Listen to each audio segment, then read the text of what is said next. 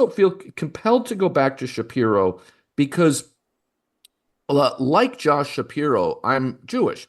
And in my community, there's been really three reactions here. One, relief that it wasn't him.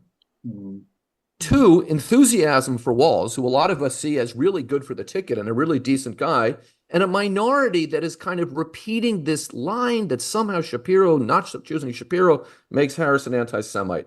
And I want to address that because I don't believe Please it's do. true. And I I don't want to believe point it's true. out, I've been I'm going to. accused of that. So Yeah, it's please, not please, bullshit. please So, address sorry. it. Oh, So the first thing I would say is this.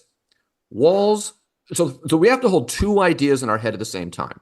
There is left-wing anti-Semitism in the Democratic Party, yes, right? there is. And the evidence there I would is. point to is that Walz, Buttigieg, Kelly, and Shapiro all have the same positions on the Middle East. What makes Shapiro different is his personal ties to Israel, his and most significantly, his outspoken criticism of left-wing anti-Semitism.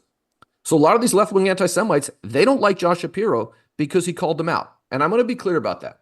On the other hand, that's not why he wasn't chosen.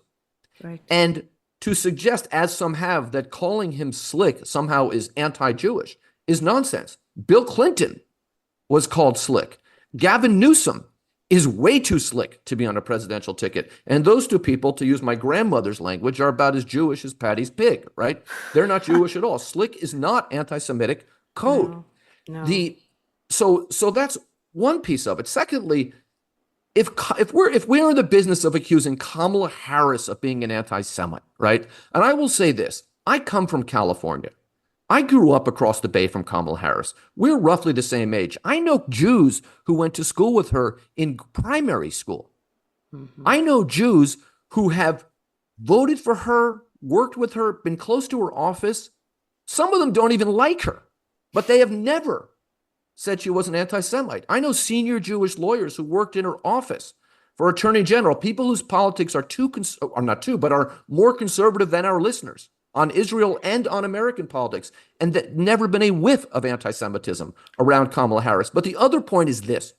When Josh Shapiro ran for governor, Jenna Ellis, who was, I think, finally cut a deal in Arizona, but was a senior Trump advisor and advising that lunatic Doug Mastriano, and I don't mean to use mental illness in that way, but this is a pretty erratic guy, tweeted that Josh Shapiro, and this is a quote, is at best a secular Jew. I don't even know what that means. I'm a secular Jew. Josh Shapiro isn't. He's a religious Jew. But these Republicans have been silent on right-wing anti-Semitism for a very, very, very long time. And all of us who care about Jews and care about anti-Semitism, if you don't point it out in your own party, then you need to keep your mouth shut about it.